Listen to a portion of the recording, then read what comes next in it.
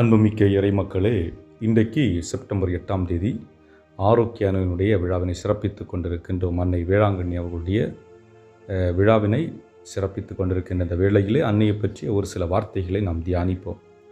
5 சிந்தனைகள். முதலாவதாக, அன்னை மரியாள், அதுவும் ஆரோக்கிய அன்னை தனிமையில் இருக்கின்றவர்களுக்கு ஆறுதல் கொடுக்கக்கூடியவர்களாக இருக்கின்றார்கள். இரண்டாவது, கருவுற்று இருக்கும் பெண்களுக்கு உடனிருக்கக்கூடியவர்களாக இருக்கின்றார்கள். மூன்றாவது, நமது மகிழ்வில் பங்கெடுக்கக்கூடியவர்களாக இருக்கின்றார்கள்.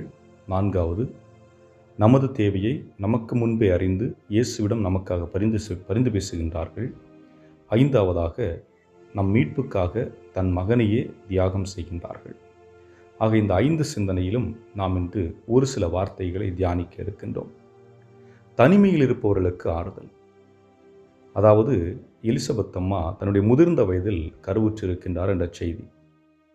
யூத சமூகத்தை பொறுத்தவரை ஒரு திருமணமான தம்பதியருக்கு குழந்தை பிறக்கவில்லை என்றால் அவர்களை கடவுள் தண்டித்து விட்டார், சபிக்கப்பட்டவர்கள், கடவுளுடைய ஆசீர்வாதம் அவர்களுக்கு இல்லை என்று அந்த சமூகத்தால் ஒதுக்கப்பட்டிருக்கின்ற நிலைமை, மலடி என்று கூப்பிடப்படுகின்ற ஒரு நிலைமையில் வாழ்ந்த எலிசபெத் அம்மாள் தனிமையின் வேதனை அனுபவித்த நேரத்திலே அவர் கருவுற்றிருக்கின்றார் என்ற செய்தியை கேள்விப்பட்ட உடனே ஓடோடி சென்று 6 மாதங்கள் அங்கே தங்கி உதவி செய்வதை பார்க்கின்றோம். ஆக தனிமையில் இருக்கின்ற ஒவ்வொரு நபர்களுக்கும் அவருடைய தனிமையை உணர்ந்து அன்னை அவர்கள் அருகில் இருக்கின்றார்கள் என்பதை உணர்ந்து நாம் அன்னைக்கு செவி கொடுக்கக்கூடியவர்களாக இருக்க வேண்டும். இங்கே பார்த்தோம் என்றால் எலிசபெத் அம்மா மரியாவை தேடிச் செல்லவில்லை, மாறாக மரியா எலிசபெத் அம்மாவை தேடிச் செல்லுகின்றார். அதுபோன்று நம்முடைய வாழ்க்கையில் நாம் தனிமையில் இருக்கின்ற பொழுது, விரக்தியில் இருக்கின்ற பொழுது நாம் ஒன்றை புரிந்து கொள்ள வேண்டும். நாம் தனிமையில் இல்லை, நம்முடைய தாய் மரியா நம்மோடு இருக்கின்றார், உடனிருக்கின்றார், துணை புரிகின்றார் என்ற ஒரு உணர்வு நமக்குள் வேண்டும் என்பதுதான். இரண்டாவது சிந்தனை என்னவென்று பார்க்கின்ற பொழுது, கருவுற்றிருந்த எலிசபெத் அம்மா 6 மாதம் அவளோடு தங்கியிருக்கின்றார். ஆக கருவுற்றிருக்கும் தாய்மார்கள் அனைவருக்கும் அன்னை மரியாள் ஒரு பாதுகாப்பு. அன்னை மரியாள் எலிசபெத் அம்மாவை சந்திக்கின்றாள். அப்பொழுது அன்னை வந்தவுடனே எலிசபெத் அம்மாள் சொன்னது என்ன வார்த்தை? மரியாவை வாழ்த்துகின்றார். ஆகவே நம்முடைய இல்லத்திலே ஒரு பெண் கருவுற்றிருக்கின்றார் என்றால் அங்கே அன்னையினுடைய பராமரிப்பும் பாதுகாப்பும் இருக்கிறது. அன்னை வருகின்ற பொழுது நாம் அவளை வரவேற்கக்கூடியவர்களாக இருக்க வேண்டும். ஏனென்றால் பல நேரங்களிலே நான் என்ற அகந்தையில் வாழ்பவர்களால் அன்னையினுடைய வரவை கண்டுகொள்ள முடியாது. மாறாக எவரொருவர் தன்னை தாழ்த்தி கடவுளுக்கும் அன்னை மரியாளுக்கும் தன்னுடைய வாழ்வில் முக்கியத்துவம் கொடுத்திருக்கின்றார்களோ அவர்கள் இவற்றை கண்டுகொள்ள முடியும். காரணம், கண்களால் பார்க்க இயலாத ஒன்று, ஆனால் உணர்ந்து கொள்ள முடியும் என்பதுதான். மூன்றாவதாக, மகிழ்வில் பங்கெடுக்கும் ஆரோக்கிய அன்னை. அதாவது கானா ஒரு திருமணம் நிகழ்வு நடக்கிறது. அந்த நிகழ்விலே அவர் தனியாக செல்லவில்லை, தன்னுடைய மகனையும் அழைத்து செல்லுகின்றார்.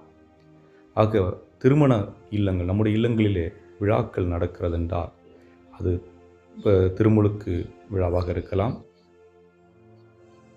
புதுநன்மை பெற்ற விழாவாக இருக்கலாம், திருமண விழாவாக இருக்கலாம். நல்ல விழாக்கள் இருக்கின்ற பொழுது அங்கே ஒன்றை நாம் புரிந்து கொள்ள வேண்டும், அன்னையினுடைய அரவணைப்பும் பாதுகாப்பும் அங்கே இருக்கிறது என்பதை நாம் புரிந்து கொள்ளலாம். நான்காவதாக, தேவையில் இருப்பவருக்கு. கானாவூர் திருமணத்திலே எத்தனையோ பேர் கூடியிருந்தார்கள், ஏன் அந்த இல்லத்தில் உள்ள மக்களும் இருந்தார்கள். ஆனால் திராட்சை ரசம் தீர்ந்து போகிறது என்பதை யாராலும் உய்த்துணர முடியவில்லை. அன்னை அறிந்து கொள்ளுகின்றார். அப்படி என்றால் அந்த திருமண விருந்தில் அவள் மகிழ்ந்து பங்கெடுத்தாலும் அங்கு இருக்கின்றவர்களுடைய தேவைகளை என்ன என்பதை முன்கூட்டி அறிந்து கொள்ளக்கூடிய ஆற்றல் அன்னையிடம் இருக்கிறது. ஆக நம்முடைய வாழ்விலும் அன்னை பங்கெடுக்கின்ற பொழுது நம்முடைய தேவைகள் என்பதை நாம் அறிந்து கொள்வதற்கு முன்பாக அவர் அறிந்து கொண்டு அவற்றை ஆண்டவரிடத்திலே பரிந்துரை செய்கின்றார். ஆனால் நாம் அதை சரியான விதத்தில் அணுகுகின்ற பொழுது இறைவன் வழியாக நாம் அதை பெற்றுக்கொள்ள முடியும் என்பதுதான் இதனுடைய விளக்கம். இறுதியாக தன்னுடைய மகனை நமக்காக கையளிக்கின்றார். அன்புக்குரியவர்களே, இயேசு பாடுகள் பட்டு இரத்தம் சிந்தி சிலுவையை தூக்கி கொண்டு போகின்ற பொழுது அன்னையும் அங்கே நின்று அதை பார்த்து கொண்டிருக்கின்றார். தன்னுடைய மகன் மற்றவர்களுக்காக துன்பப்படுகின்ற அந்த வேளையிலே அவரை தடுக்கவில்லை.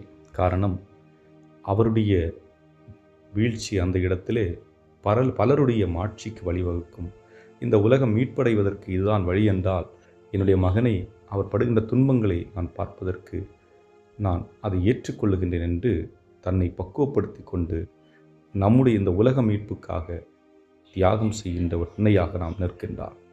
ஆக தன்னுடைய உடலையும் உள்ளத்தையும் ஆன்மாவையும் ஒருங்கிணைத்து பிறர் நலனுக்காக கொடுத்த அந்த தாய் ஆரோக்கிய அன்னை இன்று மேலிருந்து நம் ஒவ்வொருவரையும் ஆசீர்வதித்துக் கொண்டிருக்கின்றார். ஆண்டவர் இயேசுவின் அருளையும் ஆற்றலையும் பெற்று நிறைவாக நமக்கு பொழிந்து கொண்டிருக்கின்றார். ஆகவே இந்த நாளிலே அன்னையினுடைய அருளும் ஆசீரும் உங்கள் அனைவரையும் வந்தடைவதாக. என்றும் வாழும் எல்லாம் அல்ல இறைவா, உன் தாயை எங்களுக்கு தாயாக கொடுத்தது மட்டுமின்றி எப்படி ஒரு மனிதர் வாழ வேண்டும், தாழ்ச்சி உள்ளம் கொண்டவர்களாக, பொறுமை உள்ளம் கொண்டவர்களாக, பிறர் உதவி செய்யக்கூடியவர்களாக வாழ வேண்டும் என்பதற்கு அன்னையை எங்களுக்கு எடுத்துக்காட்டாக தந்து எங்களுக்கு என்றும் அவள் பாதுகாவலியாக கொடுத்திருக்கின்றீர். அதற்காக உமக்கு நன்றி கூறுகின்றோம். தொடர்ந்து அன்னையினுடைய அரவணைப்பும் பாதுகாவலும் எங்களுக்கும் எங்களுடைய இல்லத்தில் உள்ளவர்களுக்கும் நிறைவாக அளித்தருள எங்கள் ஆண்டவராய் கிறிஸ்து வழியாக மன்றாடுகின்றோம். ஆமென்.